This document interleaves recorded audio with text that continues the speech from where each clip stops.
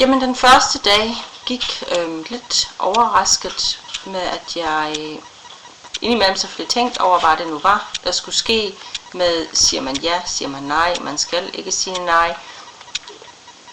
Men den gik der forholdsvis godt, og der skete ikke helt så store diskussioner, som man måske skulle tro, man kunne komme ind i, også i forhold til, når man arbejder i en SFO.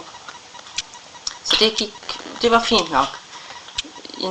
En lille ting havde jeg derhjemme, fordi vi har jo fået hund, og da den stod med poterne op på køkkenbordet og mente, at nu skulle den altså lige snuse til gryderne, der var jeg altså nødt til at sige, at nej, nu stopper du og kommer ned derfra.